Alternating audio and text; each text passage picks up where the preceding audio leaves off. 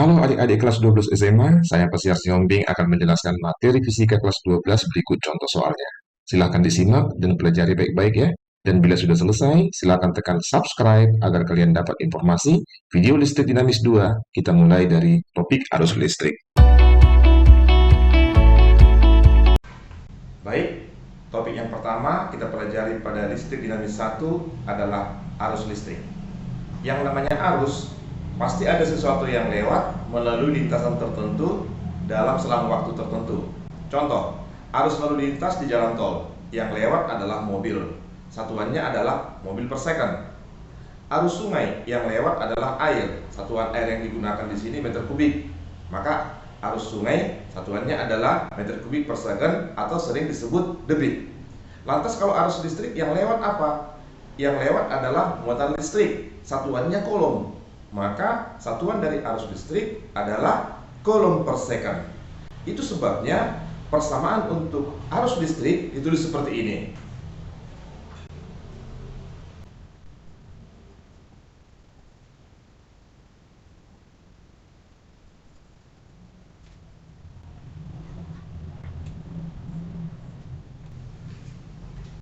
Untuk menghargai ilmuwan yang menemukan kuat arus listrik, yaitu Andre Marie Ampere, maka satuan listrik kolom per second itu sama dengan ampere. Untuk memahami bagaimana persamaan ini digunakan, saya akan berikan contoh sebagai berikut. Banyaknya muatan listrik yang mengalir pada suatu konduktor adalah 30 kolom dalam waktu 2 menit. Kuat arus yang mengalir pada konduktor tersebut adalah. Pada contoh satu tadi dinyatakan jumlah muatan yang lewat adalah 30 kolom dalam selang waktu 2 menit. Karena satuan waktu pada SI adalah second, maka yang 2 menit kita ganti menjadi 120 second.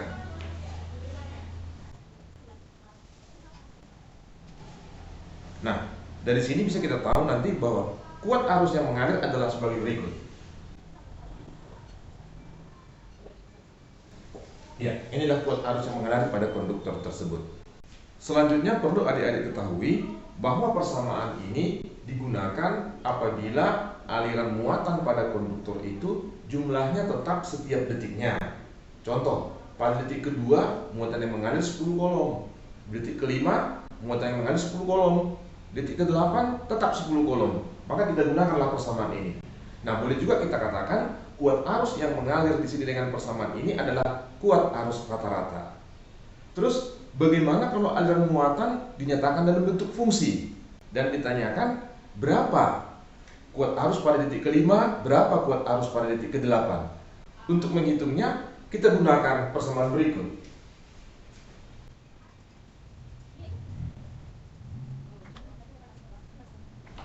Nah, kuat arus yang mengalir dihitung dengan turunan dari fungsi muatan terhadap waktu. Nah, untuk memahaminya, coba kita lihat contoh berikut. Banyaknya muatan listrik yang melewati sebuah penampang konduktor dinyatakan dalam fungsi waktu Q sama dengan 2T pangkat 3 dikurang 3T kuadrat dikurang T dengan Q dalam kolom dan T dalam sekon. Kuat arus pada penampang konduktor saat T sama dengan 2 second adalah. Nah, pada contoh 2 dinyatakan bahwa aliran muatan itu dalam bentuk fungsi. Di sini dituliskan Q sama dengan 2T pangkat 3 dikurang 3T kuadrat dikurang T.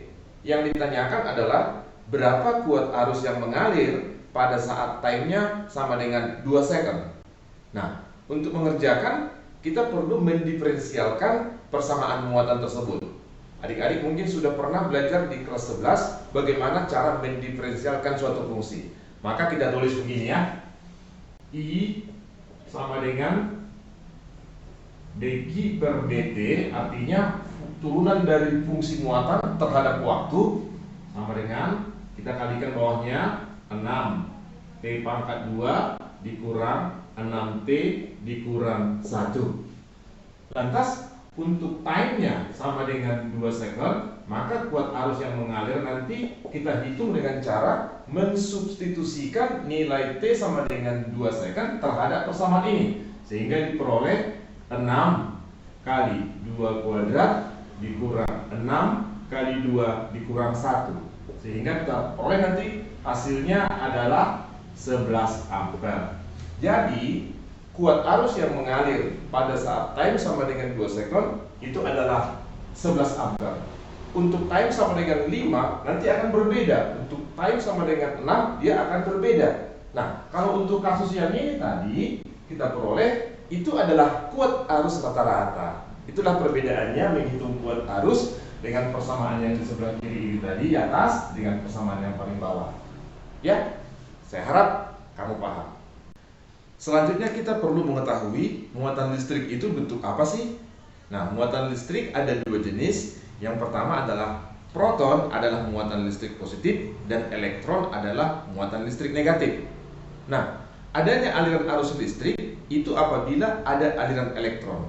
Sehingga kalau ada pertanyaan nanti, berapa banyak elektron yang mengalir dalam suatu konduktor pada selang waktu tertentu, maka kita gunakan nanti persamaan sebagai berikut.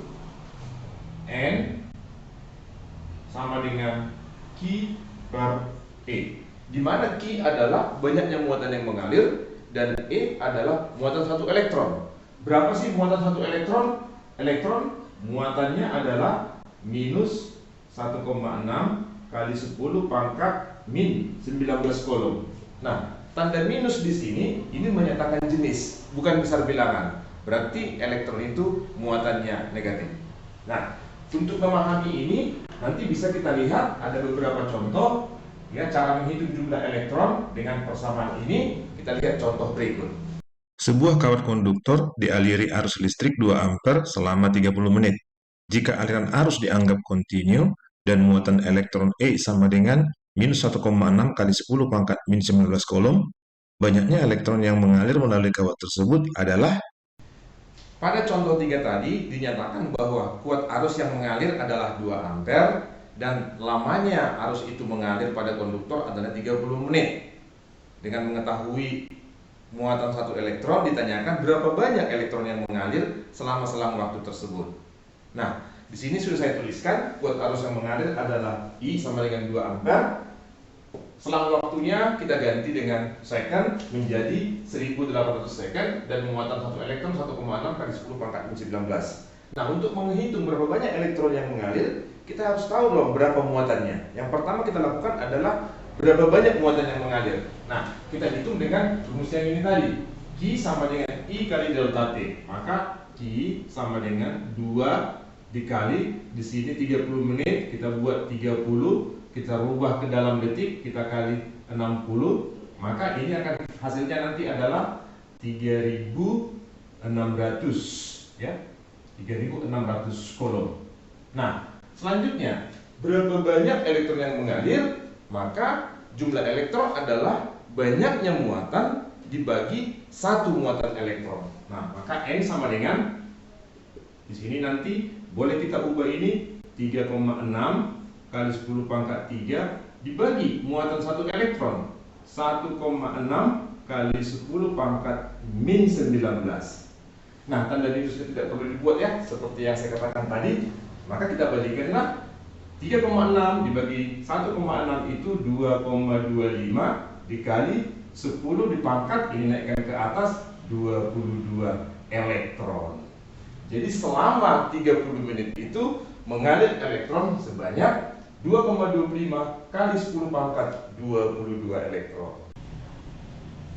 Topik yang kedua yang akan kita pelajari dalam listrik dinamis 1 adalah hambatan konduktor.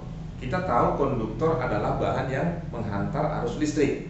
Sedangkan hambatan adalah suatu penghalang sehingga arus kesulitan untuk lewat. Nah, kalau kita lihat di sini, apa saja yang mempengaruhi hambatan? Misalkan ini sebuah kawat yang panjangnya L, kemudian luas penampangnya A, dan hambat jenisnya Rho. Nah, semakin panjang sebuah kawat, maka hambatannya akan besar. Arus akan semakin sulit lewat di sana karena panjangnya lintasan. Yang kedua, semakin besar luas penampang, maka arus akan leluasa untuk lewat. Sehingga semakin besar luas penampang, hambatan konduktor itu makin kecil. Yang ketiga adalah hambat jenis. Hambat jenis di sini tergantung kepada kawatnya atau konduktornya. Kawat yang terbuat dari aluminium mempunyai hamba jenis yang berbeda dengan kawat yang terbuat dari tembaga. Jadi 3 hal tersebut yang mempengaruhi berapa besar hambatan suatu konduktor. Nah, dengan demikian persamaan untuk hambatan adalah R sama dengan Rho kali L per A. Kita tuliskan seperti ini. Dengan satuan masing-masing nanti akan saya beritahu, ya. Nah, bagaimana kita mengaplikasikan rumus ini? Boleh kita lihat pada contoh 4 yang akan saya jelaskan. Sebuah kawat listrik terbuat dari aluminium mempunyai panjang 100 meter dan luas penampang 2,5 kali 10 pangkat min 5 meter persegi. Jika hamba jenis kawat 2,75 kali 10 pangkat min 8 ohm meter, maka hambatan kawat sama dengan. Ya, dari contoh 4 saya sudah tuliskan data yang diberitahu. Pertama, panjang kawat itu adalah 100 meter, luas penampangnya 2,5 kali 10 pangkat min 5 meter persegi, dan hamba jenisnya 2,75 kali 10 pangkat min 8 ohm meter. Jadi satuan dari hamba jenis adalah ohm meter. Berapa hambatan dari kawat ini? Kita hitung dengan langsung menggunakan rumus yang ada di atas. R sama dengan Rho kali L. Rho-nya adalah 2,75 kali 10 pangkat min 8. Panjang kawatnya kita buat 100 itu menjadi 10 pangkat 2. Kemudian luas penampangnya adalah 2,5 kali 10 pangkat min 5 meter persegi. Nah, dengan demikian nanti bilangan berpangkatnya basis 10 ini bisa kita satukan, dan basis bilangannya 2,75 dibagi dengan 2,5 itu adalah 1,1. Dan ini kalau kita naikkan ke atas, pangkatnya menjadi 10 pangkat min 1, atau hambatan kawat itu sama dengan 0,11 ohm. Begitu caranya untuk menghitung berapa besar hambatan suatu kawat. Paham ya? Selanjutnya, apakah ada faktor lain yang mempengaruhi hambatan suatu konduktor? Ada, yaitu faktor suhu. Hambatan konduktor pada suhu 20 derajat Celcius akan berbeda dengan hambatan konduktor itu sendiri pada suhu 50 derajat Celcius. Yang mempengaruhi dia adalah koefisien faktor suhu. Bagaimana bentuk persamaannya? Kita lihat sebagai berikut.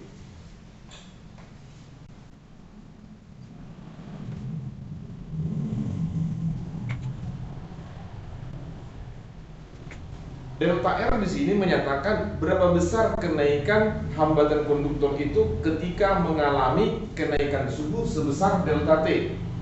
Alpha adalah koefisien suhu untuk setiap konduktor, itu sudah tertentu. Sedangkan R0 di situ adalah hambatan konduktor pada suhu normal. Bisakah kedua persamaan ini digabung? Bisa. Kalau kita gabung keduanya akan menjadi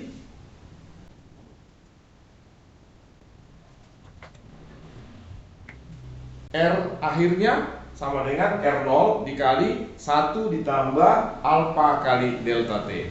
Kita akan aplikasikan rumus ini atau persamaan ini untuk contoh 5. Perhatikan contoh 5 berikut ya. Suatu kawat penghantar mempunyai hambatan 2 ohm pada suhu 20 derajat Celcius. Jika koefisien suhu kawat 0,004 per derajat Celcius, maka hambatan kawat pada suhu 35 derajat Celcius adalah. Dari contoh 5, datanya sudah saya tulis di sini. Hambatan kawat itu adalah 2 ohm pada saat suhunya 20 derajat Celcius. Koefisien suhu kawat tersebut adalah 0,04 per derajat Celcius. Pertanyaannya adalah, berapa hambatan kawat itu ketika suhunya naik menjadi 35 derajat Celcius? Pertama yang harus kita hitung adalah berapa kenaikan suhunya. Kenaikan suhu adalah 35 dikurang 20 hasilnya 15 derajat Celcius. Setelah itu, hitung dulu pertambahan hambatan kawat tersebut. Pertambahan hambatan kawat delta R sama dengan R0 kali alfa kali delta T, yaitu 2 ohm dikali 0,004 dikali 15 derajat Celcius ya. Dengan demikian nanti delta R-nya kita hitung. Ini 2 kali 15, 30 kali 4, 120 kali 10 pangkat min 3, berarti 0,12 ohm. Selanjutnya, nanti berapa hambatan akhirnya kita tinggal tambahkan. Hambatan awal ditambah pertambahan hambatan. Berarti di sini 2 ditambah 0,12 ohm, hasilnya menjadi 2,12 ohm. Ya, begitu caranya menghitung hambatan akhir akibat kenaikan suhu. Paham ya? Selanjutnya topik yang ketiga adalah potensial listrik atau tegangan listrik. Potensial listrik adalah dorongan yang mengakibatkan arus listrik bisa mengalir. Jadi, untuk mengalirnya arus listrik harus ada beda potensial antara dua titik pada konduktor. Nah, di sini saya gambarkan ada sebuah konduktor, satu ujung A, satu ujung B. Apabila nanti potensial A lebih besar dari potensial B, maka arus listrik mengalir dari A ke B. Sedangkan elektron itu mengalir dari potensial rendah ke potensial tinggi. Ini dia. Jadi aliran elektron terbalik dengan aliran arus, ya. Secara konvensional, arus dinyatakan mengalir dari muatan positif ke muatan negatif. Itu artinya sama dengan dari potensial tinggi ke potensial rendah. Nah, bagaimana menghitung jumlah arus yang mengalir apabila ada beda potensial antara dua titik? Berapa banyak arus yang didorong oleh beda potensial itu? Nah, dengan demikian dihitung dengan I sama dengan delta V per R, ya. I sama dengan delta V per R. Saya berikan begini. Nah, bagaimana kita menggunakan persamaan ini? Kita lihat contoh 6 yang berikut ini. Sebuah kawat konduktor panjangnya 50 meter, luas penampang 2,5 kali 10 pangkat min 7 meter persegi, dan hambat jenis 2,75 kali 10 pangkat min 8 ohm meter. Jika pada kedua ujung konduktor diberi beda tegangan 2,2 volt, kuat arus yang mengalir pada konduktor adalah. Dari contoh 6, saya sudah tuliskan datanya seperti di papan tulis. Kawat itu panjangnya 50 meter, luas penampangnya 2,5 kali 10 pangkat min 7, hambat jenisnya 2,75 kali 10 pangkat min 8 ohm meter, dan diberi beda tegangan antara kedua ujungnya 2,2 volt. Pertanyaannya, berapa kuat arus yang mengalir? Nah, sepertinya soal ini menggunakan dua persamaan. Yang pertama, kita harus tahu R dulu. Untuk menghitung R, berarti kita harus menggunakan persamaan ini. Setelah dapat ini nanti, baru kita masuk ke I sama dengan delta V per R. Nah, kita hitung dulu nilai R-nya ya. R sama dengan rho-nya 2,75 kali 10 pangkat min 8, terus dikali panjangnya 50 meter, dibagi dengan luas penampang 2,5 kali 10 pangkat min 7. Nah, kalau ini kita bagi nanti kemari, ini hasilnya 1,1, kemudian 10 pangkat min 7 ketemu dengan ini. Nah, sepertinya ini habis, kecoret semua kemari, tinggal 1,1 kali 5, itu menjadi 5,5 ohm. Setelah kita dapatkan hambatannya, baru kita masuk ke persamaan arus yang diakibatkan perbedaan tegangan. Maka di sini I sama dengan delta V-nya kita hitung di sini 2,2 dibagi hambatannya 5,5. 2 dibagi 5 berarti sama dengan 0,4 ampere. Jadi kuat arus yang diakibatkannya adalah 0,4 ampere. Paham ya? Topik terakhir pada listrik dinamis 1 yang akan kita pelajari adalah rangkaian konduktor atau sering disebut rangkaian listrik ya. Rangkaian di sini ada dua, rangkaian seri dan rangkaian paralel. Kalau ada pun yang menyatakan nanti ada rangkaian gabungan, nah itu hanya penggabungan antara rangkaian seri dengan rangkaian paralel. Nah, pertama kita tinjau dulu untuk rangkaian seri. Rangkaian seri adalah seperti gambar di sini, beberapa konduktor disusun berbaris seperti ini. Nah, dalam susunan ini, konduktor ini nanti akan memiliki hambatan totalnya adalah jumlah dari hambatan masing-masing konduktor. Jadi kalau konduktor dirangkai seri, maka hambatan totalnya akan bertambah. Ya, sama seperti kalau misalnya satu rombongan mobil lewat, kemudian ada polisi tidur, ada polisi tidur, ada polisi tidur, maka hambatannya semakin besar. Arusnya tidak bebas untuk lewat. Nah, yang kedua, tegangannya atau beda potensial totalnya di sini adalah jumlah beda potensial dari masing-masing hambatan. Ya, V total antara titik kiri dengan titik kanan itu V1 tambah V2 tambah V3. Nah, tapi untuk arusnya agak unik.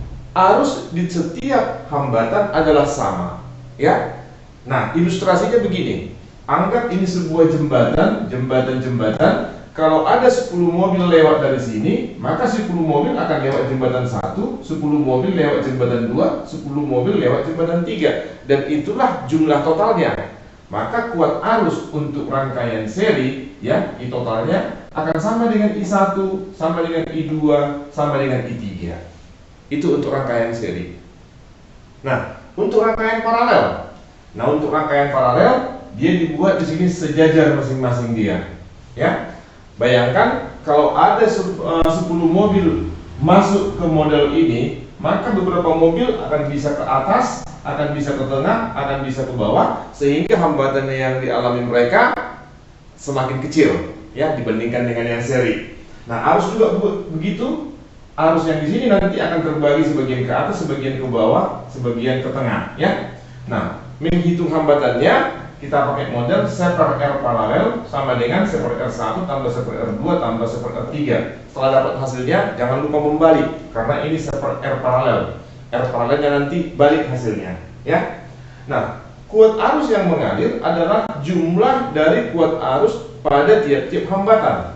I1 di sini, I2 di sini, I3 di sini, sehingga I totalnya adalah I1 tambah I2 tambah I3. Yang sama apa? Pada hubungan paralel yang sama adalah potensial. Potensial di R1 akan sama dengan potensial di R2 akan sama dengan potensial di R3. Seperti ini, V total sama dengan V1 sama dengan V2 sama dengan V3. Itulah syarat yang perlu kamu ingat untuk mengerjakan beberapa problem nanti pada soal. Ya, untuk ini saya akan berikan soal yang sederhana pada contoh 7 atau contoh 8 nanti. Pada rangkaian listrik di bawah, besar hambatan listrik antara titik A dan B adalah? Ya, dari contoh 7, datanya sudah saya tulis di sini, gambarnya sudah ada hambatan 4 ohm, 6 ohm, 2 ohm, 7 ohm, dan 3 ohm.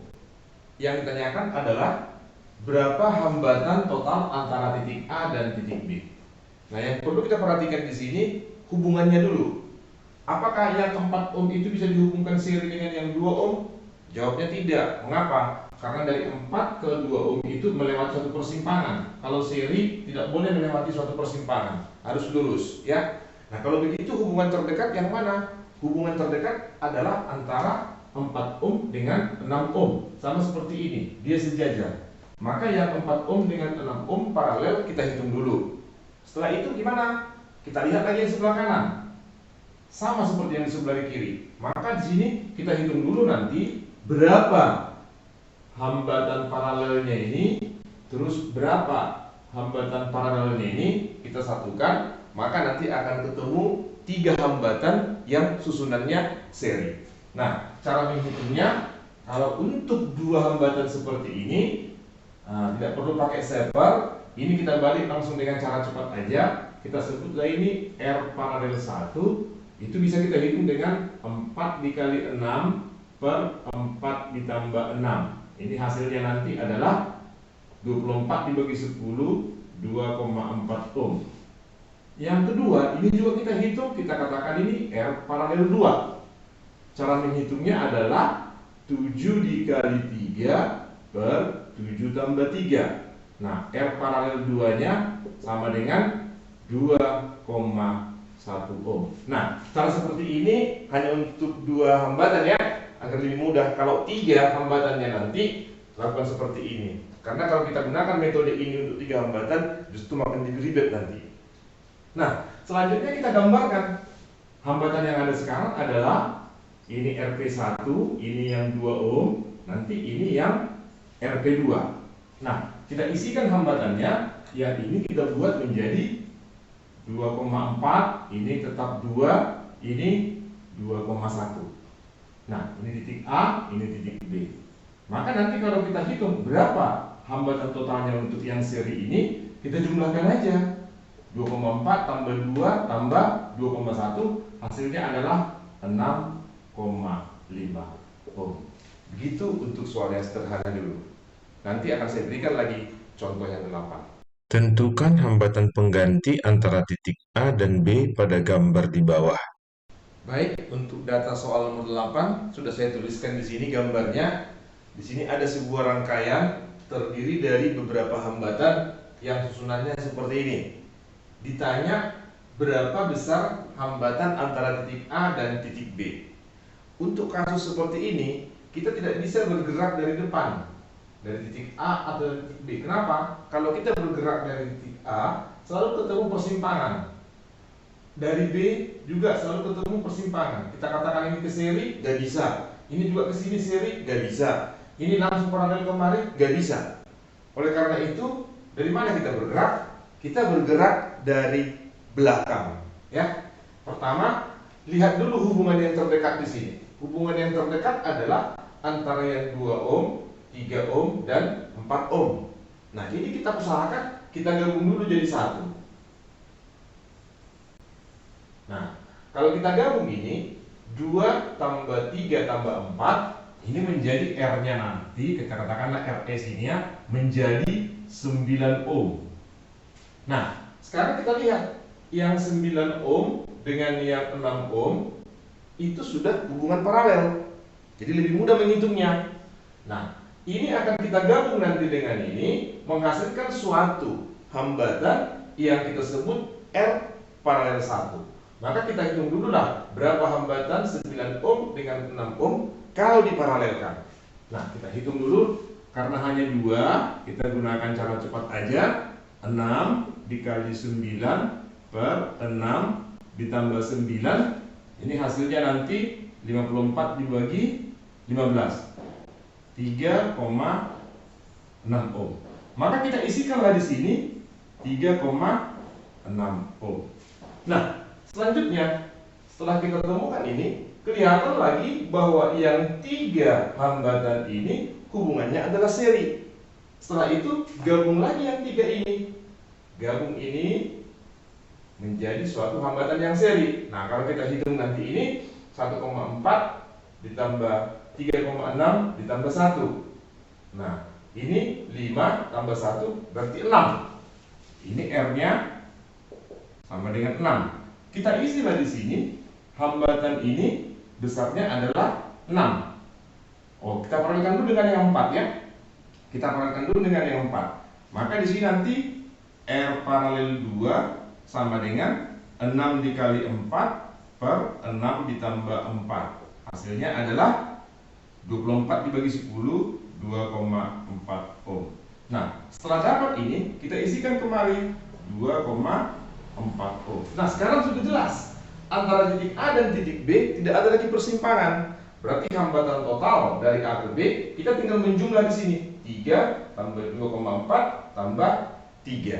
Maka nanti R totalnya ya, R total sama dengan 3 ditambah 2,4 ditambah 3 sama dengan 8,4 ohm. Nah, beginilah caranya menghitung beberapa rangkaian yang disusun banyak seperti ini. Saya harap kamu paham dan bisa membantu kamu untuk pelajaran sekolah.